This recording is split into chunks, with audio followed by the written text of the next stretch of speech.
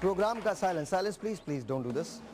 Programme का ये हिस्सा जो है ये बड़ा इंपॉर्टेंट है और तमाम लोगों को सुनना है, जो मुझे देख रहे हैं उनको भी सुनना है, क्योंकि आज हमारे पास यहाँ 4 ऐसे लोग हैं जो तालीम की बात कर रहे हैं। तालीम सिर्फ डिग्री नहीं है, तालीम सिर्फ स्कूल नहीं जाना है। तालीम का मतलब है आपके जहन का खुलना, और सबसे पहले उसके लिए आपके दिल का खुलना या उसकी वसअत बहुत ज़रूरी होती है। ये वसअत क़ल्बी जो है ये हमें मैसर नहीं है और कहीं भी नहीं है। हम आगे कहाँ जाएंगे, किस जगह जाएंगे, वी डू नॉट नो। लेकिन आज हम वसअत क़ल्बी के बजाय बात कर रहे हैं कि हमारी नज़र या हमारा जहन किस तरह से आगे फैल सकता है और हमारा एजुकेशन सिस्टम जो है वो किस तरह का है। आज इन सब की यहाँ पर शादी हो रही है, ज़ाहिर ये मेहंदी के अंदर शरीक हैं। दूल्हा दुल्हन का जब शादी हो जाती है, उसके बाद जब बच्चे आते हैं तो सबसे इम्पोर्टेंट मसला ये होता है कि बच्चों की स्कूलिंग कहाँ हो। और हमारे मुल्क के अंदर बहुत सारे सेक्टर्स हैं जहाँ तालीम को बांटा गया है।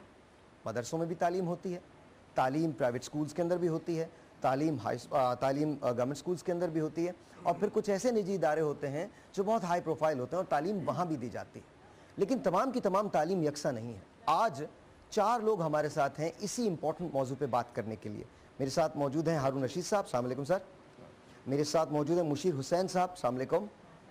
मेरे साथ हैं फैसल करामत साहब, और फैसल करामत साहब की जो मिसेस हैं, मिसेस करामत, आप भी मौजूद हैं, अस्सलाम वालेकुम। हारून साहब, आपसे शुरू करता हूँ। हमारे मुल्क में क्या आप मैं यहाँ से बात कर रहा हूँ, क्या आप मुतमईन हैं जो एजुकेशन का मेयार है उससे? देखिए, जहाँ तक मेयार का ताल्लुक़ है तो इसे नापने का कोई ख़ास पैमाना नहीं है। ज़िंदगी में रवैये अगर तब्दील करती है तालीम, तो ये तालीम जो है सूदमंद है, और अगर रवैये और सोच और फ़िक्र तब्दील नहीं करती तो ऐसी तालीम दीवार में लगी हुई एक डिग्री है जिसका उस हासिल कुनंदा से कोई ताल्लुक़ नहीं है जो अलग थलग बैठा है। इस लिहाज से मैं पाकिस्तान में तालीम के मौजूदा मेयार से मुत्तफ़िक़ नहीं हूँ, और मैं समझता हूँ कि इसने हमारे दरमियान हस्ब मरातिब, दर्जाबंदी और रिश्तेदारियों को जो है ना कमज़ोर किया है बनिस्बत बढ़ानी। ओके, मुझे आपसे पूछना चाहूँगा, ये बताइए कि इस वक्त जो मौजूदा सूरत हाल है, जहाँ तालीम जो है मुख्तलिफ जगह अवेलेबल है। कुछ लोग प्राइवेट स्कूल्स के अंदर जा सकते हैं, जो अफोर्ड कर सकते हैं वो ज़रूर जाते हैं। कुछ लोग निजी इदारों में जो बहुत ज़्यादा हाई प्रोफाइल हैं वो वहाँ जा सकते हैं। फिर एक बहुत बड़ा हमारे यहाँ का सेक्टर है जो जाता है सिर्फ उन स्कूल्स के अंदर जो ए अफोर्डिंग होते हैं या बी गवर्नमेंट के होते हैं। आप क्या समझते हैं, क्या तालीम वहाँ सबको यकसा मिल रही है? First of all let's define कि तालीम है। माइक, मुझे माइक दे दीजिएगा प्लीज़। उनके पास है। You have a mic? Okay, हाँ ठीक है। नो जी प्लीज़ बोलिए। देखिए, सबसे पहले तो हमें ये डिफ़ाइन करना है कि तालीम है क्या। तालीम शुरू होती है घर से, ठीक है। And as a parent it is my duty कि मैं अपने बच्चे को जो है वो बेस्ट मॉरल्स की पहले वहाँ से बात शुरू की जाए। That is where the story begins, कि मॉरल्स इज़ एवरीथिंग। एजुकेशन, अदब आदाब पहले, इल्म बाद में। जब अदब तहज़ीब तमीज़ ही नहीं होगी तो फिर इल्म की क्या ज़रूरत है? It's useless. ये मैनरिज्म की बात कर रहे हैं। जी। तो दैट इज़ आई फील। और दूसरी चीज़ ये कि अपने बच्चों को स्कूल भेजकर ज़रूरी नहीं है कि आप समझें अब हमारी ज़िम्मेदारी ख़त्म हो गई और ज़िम्मेदारी बढ़ जाती है। यू नीड टू नो कि आपका बच्चा वहाँ क्या कर रहा है, स्कूल में जाके क्या हो रहा है उसके साथ। Is he happy over there? एक इम्पॉर्टेंट क्वेश्चन है। और उसको वहाँ हासिल क्या हो रहा है। मेरे नज़दीक अच्छे इंस्टीट्यूशंस अपनी फ़ीस से मेजर नहीं किए जाते हैं कि किसकी फ़ीस ज़्यादा होगी तो उसकी क्वालिटी अच्छी होगी। एजुकेशन से मेजर किया। यस, आई फील कि एक अच्छा एजुकेशनल इंस्टीट्यूट वो होता है जिनके पास विच आर कैरेक्टर बिल्डर्स, जो आपके बच्चे को कुछ, क्योंकि what ever I am today उसमें मैं अपने फ्रेंड्स का, टीचर्स का, पेरेंट्स का हाथ महसूस करता हूँ कि those hands have put me together who what I am today. Absolutely. मैं मिस्टर मिसेस करामत की तरफ आता हूँ। आप लोग, you guys are parents, आपको क्या कंसर्न्स होते हैं as far as बच्चों की तालीम इज़ कंसर्न? आपको क्या लगता है कि आपका जहन किन सोचों से गुजरता है? How many kids do you have? कितने बच्चे हैं आपके? We have 4 kids. Okay. And अगर if you don't mind, I'll say everything in English so my wife can understand. Sure. क्योंकि she either speaks English or Arabic. You're from Lebanon? Yes. Okay. She's Lebanese. बहुत सारी तालियाँ इनके लिए, बहुत सारी तालियाँ। So how would you say your first name? Eva. Hawa, if you want to say it the proper way. Hawa Karamat. Okay, Hawa Karamat. बहुत सारी तालियाँ Hawa Karamat की। Thank you, ma'am. Yes. So we have 4 kids, and I kind of agree with Professor Saab and with the gentleman on the right here, Mushir, Mushir Saab, that once you send your kids over to school, it's not ab bariyo zama nahi ho gaye. no, It's still your responsibility. it is your And responsibility. it always will be your responsibility. 8 hours that you spend in school doesn't mean that everything is now school's responsibility, they'll do everything. The part that I guess that frustrates me the most in Pakistan is that parents, for some reason, the new parents, which is my generation, and me including in it, that we believe that for once the kids are in school, I am done, everything through. they'll do. Yes, yes. The writing is bad, they'll take care of it. The math is bad, they'll take care of it. But then I also completely agree with Mushir Saab that more than education, it's also the upbringing of the child. But the question is that, is it only the school's responsibility to build character? No. Or is it the responsibility of all of us, including the parents? Here, I'll let her answer. Okay. Sorry. Thank you. You all look beautiful, by the way. I've been watching you on TV. I've been here now 2 years. I've never been to Pakistan before, and our 4 children, ranging from 13 to 7, I was concerned for them because I wasn't sure how the school was going to be and how. And once we decided the school that was best for our children, I've been really, really happy to see them build their character and their confidence. I used to work in banking my whole life before I moved here, but Okay. now my job is to be a mom and a parent. I'm at school all the time. I'm always volunteering. I go up to the teachers. I'm there every day. The staff knows me from whoever is the child. And vice versa. I think by doing this, you actually know the staff as well. Exactly. So it's not just working out for you, it's working out for them as well. Exactly, and I love to see. First of all, I walk in and I'm salam to everybody and shaking hands, and I love it. They watch out for my children, and I know everything that's happening that day. Okay. Because we talk about it, and then I also, of course, discuss it with my husband, because I want to make sure that they're going to be proper citizens. I want them to be proud. This is their country. This is where they live now, and this is. I'm going to ask, professor साहब, एक सवाल मैं आपसे ज़रूर करना चाहता हूँ. I think आपको माइक लगा हुआ है. प्रोफेसर साहब को माइक लगा हुआ है ना? जी sir, you don't need that. आप वैसे ही बोलेंगे, आपकी आवाज़ आ जाएगी. ठीक. अगर एक चीज़ हमारे सिस्टम में चेंज करनी हो तालीम के हवाले से, तो आप क्या समझते हैं क्या होनी चाहिए? तालीम के हवाले से कुछ चीज़ चेंज अगर कोई तब्दीली आनी चाहिए. मैं चाहता हूं कि हमारी तालीम में मॉनिटरिंग सिस्टम होना चाहिए at the level of department of education, teachers and parents. Okay. जिस तरह इन 3 जवानों ने बताया है अभी, और ये सारे बच्चे जो बैठे हैं यहाँ पर, जो तालीम के इसमें शामिल हैं, ये महसूस करेंगे कि हमारे सरकारी स्कूल और गैर सरकारी स्कूलों में बहुत फ़र्क है. हमारे पास पाकिस्तान में ड्रॉप आउट सिस्टम जो है वो 33% है. हमारे पास जो असातिज़ा का रोल है वो इस कदर नाक़िस है कि सरकारी स्कूलों में तो असातिज़ा जाने के लिए तैयार ही नहीं है, और अगर उनके मुकाबले हम देखें तो कोचिंग सेंटर्स जो हमारे वो. अच्छा, असातिज़ा की अपनी तालीम के बारे में क्या कहेंगे? क्योंकि ऐसी बहुत सारी रिपोर्ट्स आपने देखी हैं, हमने देखी हैं, NGOs के हवाले से देखी गई हैं, मुख्तलिफ NGOs ने इसको पब्लिश किया है, मुख्तलिफ चैनल्स ने दिखाया कि उन असातिज़ा की जो तालीम दे रहे हैं उनकी ख़ुद की तालीम कुछ नहीं है. और फिर इसका एक दूसरा पार्ट है ट्रेन द ट्रेनर प्रोग्राम, जो पूरी दुनिया में होता है, हमारे यहाँ वो एग्जिस्ट नहीं करता. दूसरा क्या कहा आपने? ट्रेन द ट्रेनर्स प्रोग्राम, जो जी. पूरी दुनिया में होता है, जी. हमारे यहाँ एग्जिस्ट नहीं करता. देखिए, पहली बात तो ये है कि सरकारी स्कूलों में तो आप बगैर डिग्री के मुलाजमत हासिल ही नहीं कर सकते. वो चाहे उनकी खरीदी हुई डिग्री हो, चाहे वो उनकी मतलब ये अपनी हासिल करदा डिग्री हो. मगर इस तालीम के लिए जो डिग्री का हसूल है या उसमें अच्छी तालीम के लोग हैं, प्राइवेट स्कूलों में इस बारे में बहुत बड़ा एक्सप्लाइट किया है, सिवाय चंद अच्छे स्कूलों के. उनके पास तो बेशक बहुत अच्छे टीचर्स भी जाते हैं और अच्छी डिग्री होल्डर्स भी होते हैं, मगर हमारे प्राइवेट स्कूल्स में जो लोग तालीम हासिल कर जाते हैं, BA, B.Ed, MA, M.Ed, MSc, M.Com वगैरह, ये लोग पढ़ाने के मामले में जो है ठीक अहल तो हैं, मगर इनके लिए कोई ट्रेनिंग का सिस्टम नहीं है, जिसकी वजह से जैसे ही वो कॉलेज का या यूनिवर्सिटी का इम्तिहान पास करते हैं, वो इज़्ज़त माब मुक़द्दस असातिज़ा बनकर हमारे इदारों में आ जाते हैं, और आने के बाद उनका रवैया वही होता है जो एक आम कॉमन एम्प्लॉइज़ का होता है गवर्नमेंट में. और मैं समझता हूँ कि एक टीचर की मुलाजमत और एक आम आदमी की मुलाजमत में फ़र्क है. बहुत फ़र्क. अच्छा, एक सवाल और मैं करना चाहूँगा. मुशीर, आप जवाब दे दें या प्रोफेसर साहब आप जवाब दे दीजिए. ये बताइए कि पैसा इसमें कितना पार्ट प्ले करता है जब आप टीचर, क्योंकि टीचर्स नॉर्मली जो गवर्नमेंट टीचर्स होते हैं, दे आर लेस पेड, तो कितना पार्ट प्ले करता है उनकी कंसंट्रेशन में, उनकी डिवोशन में कितना पार्ट प्ले करता है? देखिए, पहले कुछ अरसे 30 साल पहले तक तो ये था कि असादा की तनख्वाहें कम थी और वो मारे मारे फिरते थे, ट्यूशन वगैरह करते थे। मगर आपको सबको, बच्चों को और सबको, हमारे जवानों को सुनकर हैरानी होगी कि हमारे पास सबसे ज़्यादा अच्छा पैसा और अच्छी तनख्वाह जो है सरकारी इदारों में असादा को दी जा रही है। आपको ये भी सुनकर अजीब लगेगा कि हमारे पास हुकूमत सिंध का 130 अरब रुपये का बजट है, उसमें 90,000 सैलरी में जाते हैं।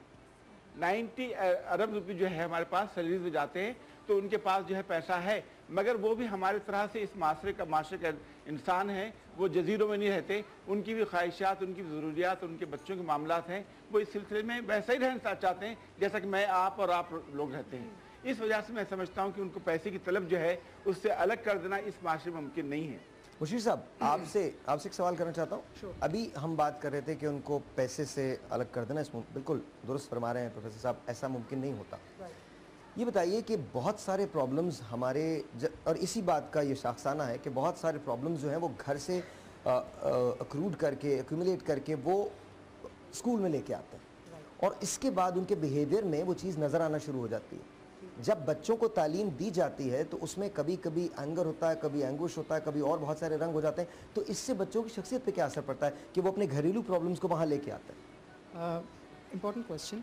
लेकिन पहली चीज़ तो ये कि first of all we need to understand कि हमारे जो बच्चे हैं, जो I am not sure if you familiar with the terms X generation and Y generation and Z generation kids, तो जो वो जी जनरेशन है हमारे पास, उनको अगर आप कोई सवाल भी पूछें तो शायद वो आपको SMS या व्हाट्सएप करेंगे instead of physically saying it to you.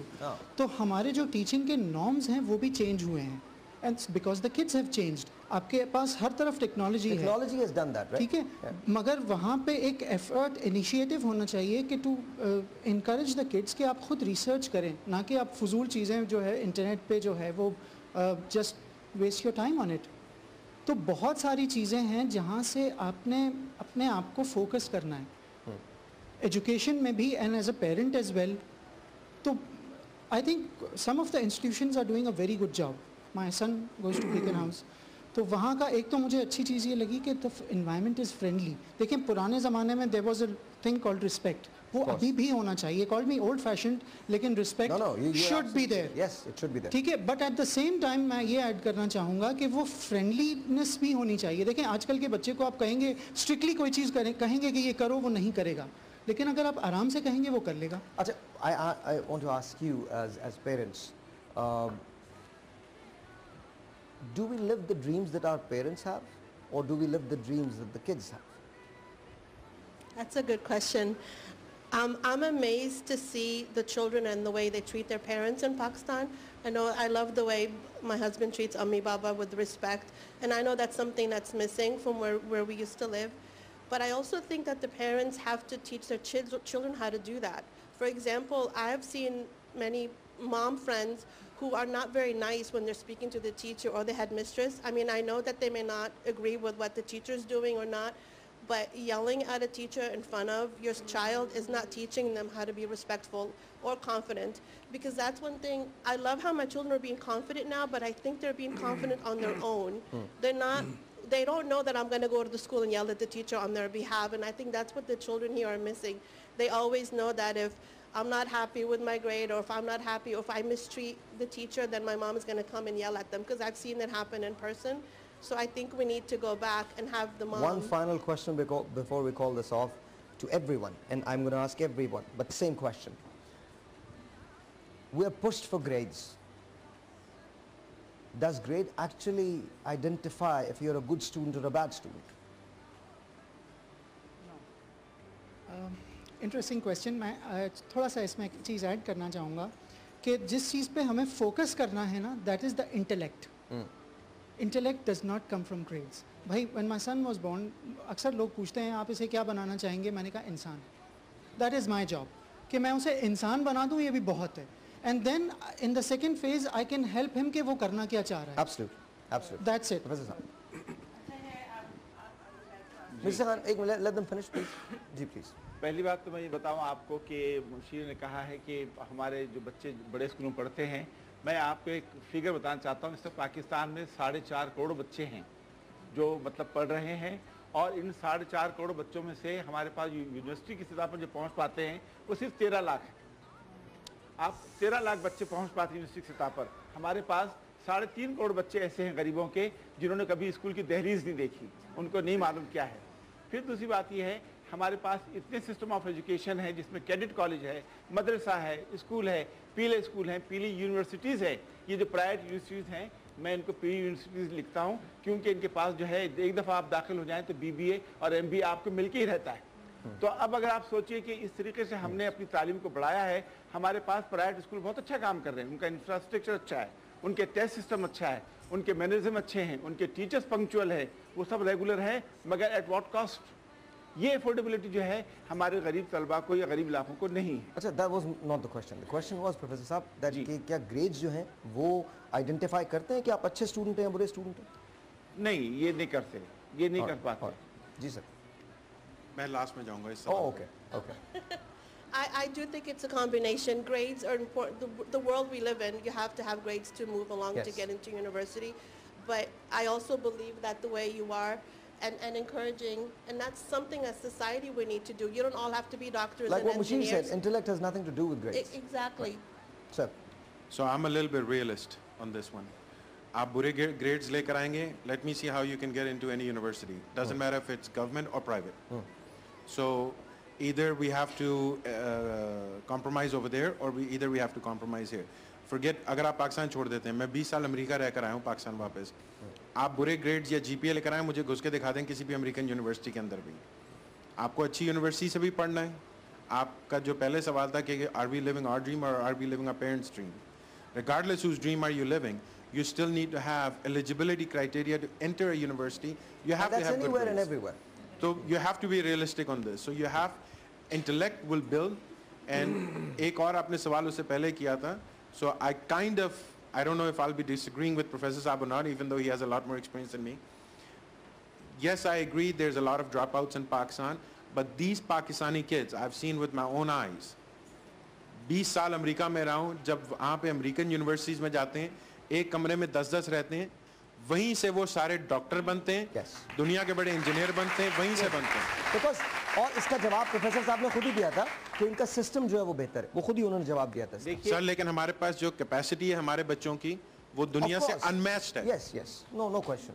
देखिए साहब, बात ये है कि हम we can not compare our universities और आवर इंस्टीट्यूशन विद अमेरिका और ब्रिटेन. anyway, एक yes. बात तो ये है, एटमॉस्फेयर का फर्क भी है. आप अमेरिका की बात तो बहुत बड़ी कर रहे हैं, आप सऊदी अरब चले जाए तो हमारा ड्राइवर जो सिग्नल तोड़ता है सबके वो सामने, बिल्कुल, वहाँ पर रात के अंधेरे सिग्नल तोड़ता है. आज सुबह यही बात इसलिए कि हो रही थी, कानून का इख्तिलाफ जो है ना वो होता है. मैं आप सबका शुक्रगुजार हूँ. Thank you so very much for being here on the show. बहुत बहुत शुक्रिया. लेडीज एंड जेंटलमैन, ये जो बात थी ये बड़ी इंपॉर्टेंट थी, इस सेंस में इंपॉर्टेंट थी क्योंकि ये आप सबका मसला है, ये सब हमारा मसला है. शादी के लिए मैंने इसलिए इनको बुलाया यहाँ पे आज शादी के शो में, बिकॉज ताकि पता चल सके. शादी तो हम कर लेते हैं कि लेकिन शादी के बाद की ज़िंदगी के बारे में नहीं सोचते और नहीं सोचते कि हमारे बच्चों पे इसके क्या असरात होंगे. आप याद रखिए, आप अपने बच्चे को जो सबसे बेहतर तोहफा देते हैं वो तालीम का होता है. सबसे बड़ी जायदाद जो छोड़ते हैं उसको इनेबल करना कि वो जाके तालीम याफ्ता हो सके. But at the same time मैं बिल्कुल मुशीर से एग्री करता हूँ, intellect has nothing to do with the education you get in school. मैंने पीले स्कूलों के बहुत इंटेलेक्चुअल्स देखे हैं, अनअज्यूमिंग इंटेलेक्चुअल्स देखे हैं, और मैंने बहुत बड़े बड़े स्कूलों के, बहुत बड़ी बड़ी यूनिवर्सिटीज़ के ग्रेजुएट्स को न्यूसेंस बात करते हुए देखा. Intellect has got nothing to do with the education that you get in schools. Let's make sure we build characters for everyone. Let's make sure that we build character for our kids, and let's make sure we make Pakistan a better place for the rest of the world. छोटा सा break, आपसे मिलते हैं break के बाद.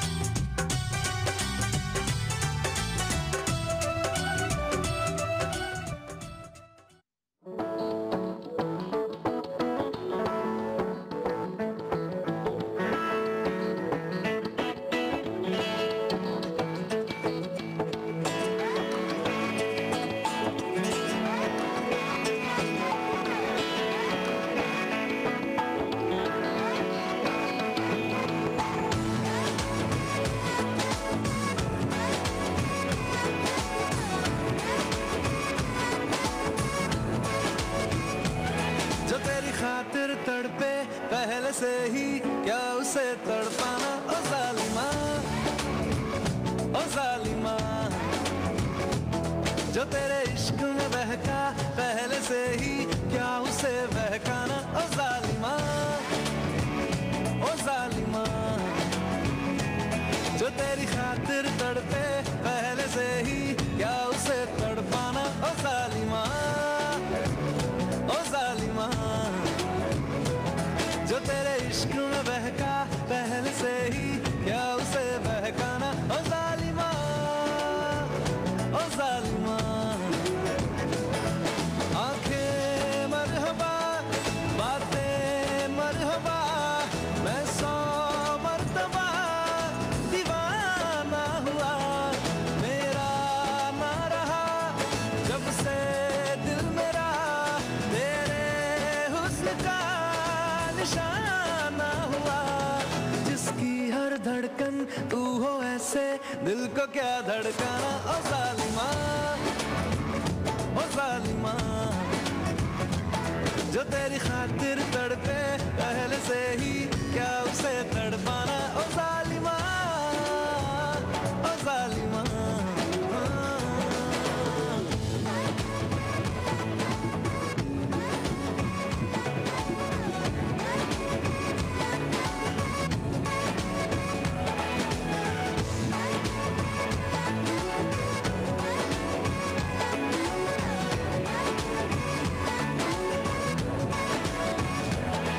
सांसों में तेरी नजदीकियों का इत्र तू घोल दे, घोल दे।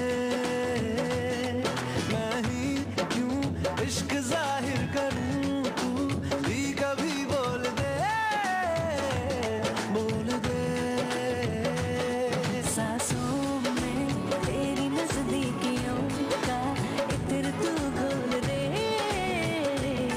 घोल दे। मैं ही क्यों इश्क जाहिर करूं, तू भी कभी बोल दे, बोल दे। लेके जान ही जाएगा मेरी कातिल हर तेरा बहाना हुआ। तुझसे ही शुरू, तुझ पे ही खत्म, मेरे प्यार का फसाना हुआ। तू शम्मा है तो याद रखना मैं भी हूँ परवाना। ओ जालिमा, ओ जालिमा, जो तेरी खातिर तड़पे पहले से। बोलो दी रुस के नाला घुमाया, लट्ठे दी चादर उत्ते सलेटी रंग माया। आओ सामने बोलो दी रुस के नाला घुमाया। गोरी गल्ला ते काला काला दिल में, गोरी गल्ला ते काला काला दिल में, साडा ले गया कट के दिल में। लट्ठे दी चादर उत्ते सलेटी रंग माया। आओ सामने बोलो दी रुस के ना लंग माया।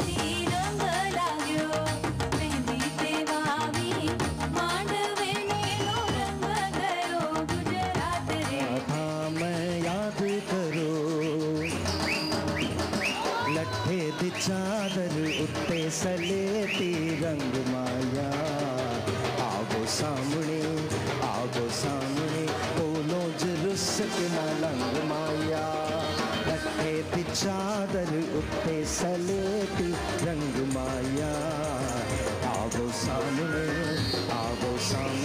बोलो जी रुसना लंग माया लट्ठे पे चादर।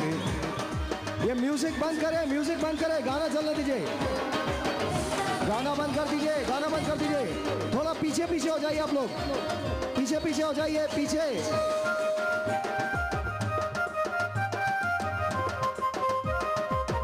आवो सामने बोलो जरुस के ना लंग माया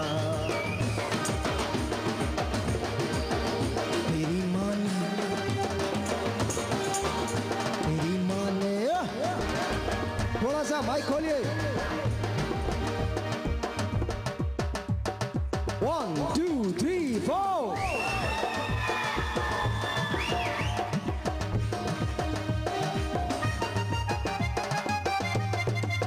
थोड़ा सा उनका वॉल्यूम बढ़ाओ और मेरा भी बढ़ा दीजिए।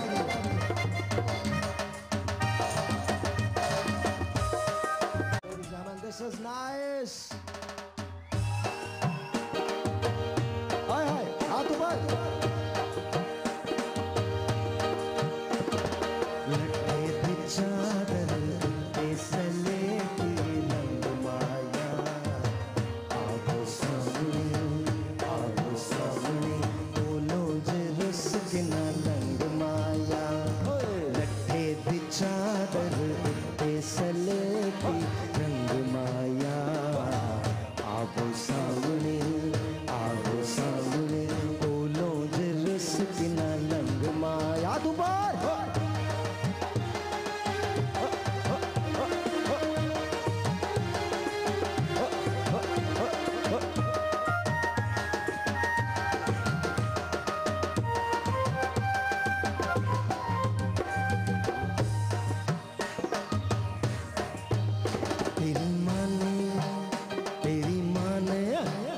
तेरी माँ ने पकाया रोटियां, तेरी माँ ने पकाया रोटियां समंगया पे पैरिया सोटियां लट्ठे दी चादर पे सलेटी रंग माया आवो सामने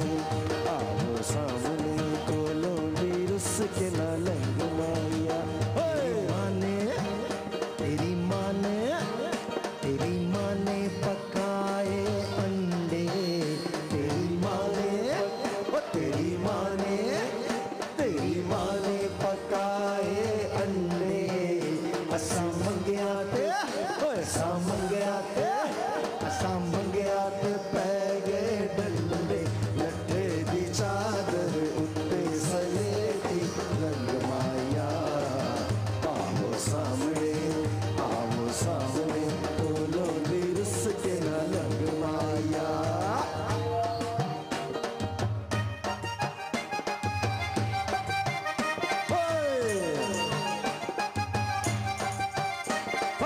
मैंने तुम्हारी गागर से कभी पानी पिया था प्यासा था मैं याद करो।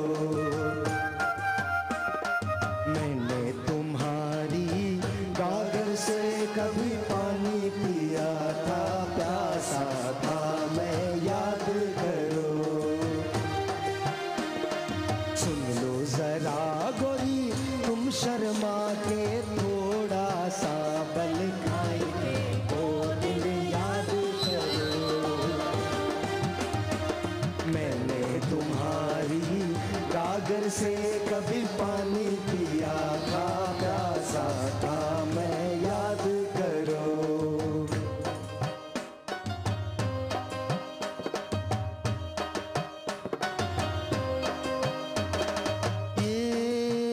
तेरे काजल का रंग हुआ था मेरी आंखों के संग गोरी तुम वो दिन याद करो। गोरी तुम वो दिन याद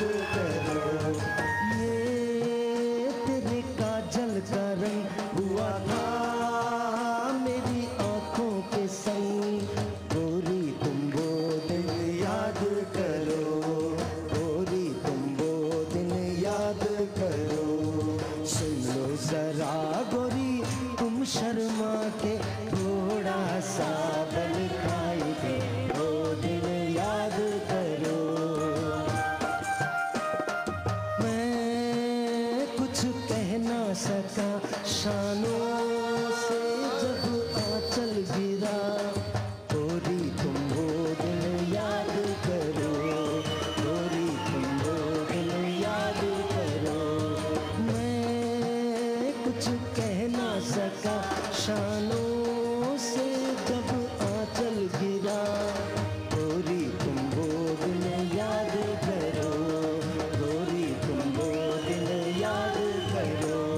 मैंने तुम्हारी गागर से कभी पानी पिया था, प्यासा था मैं याद करो। लगे दी चादर उत्ते सलेटी रंग माया, आओ सामने कोलों उसके ना रंग माया। रमया बस्तावया रमया बस्तावया रमया बस्तावया रमया बस्तावया, मैंने दिल तुझको दिया, मैंने दिल तुझको दिया हो। रमया बस्तावया रमया बस्तावया रमया बस्तावया रमया बस्तावया।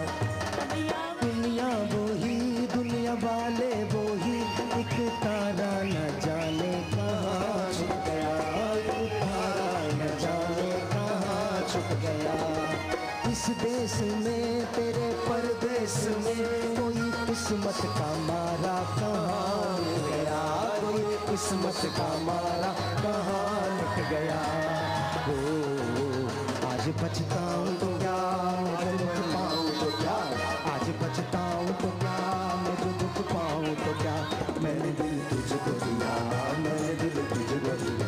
ओ रमया बस्तावया रमया बस्तावया रमया बस्तावया रमया बस्तावया। लट्ठे की चादर उत्ते सलेटी रंग माया, आओ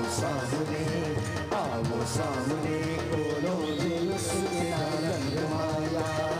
लट्ठे की चादर उत्ते सलेटी रंग माया, आओ सामने कोलों दिल उसके रंग माया, कोलों दिल उसके रंग माया, कोलों दिल उसके रंग माया। तेरी माँ ने पकाया रोटियां, समझिया ते पै गया सोटियां, लट्ठे दी चादर उत्ते सलेटी रंग माया। आओ सामने कोलों दिल उसके रंग माया। देखा ना है रे सोचा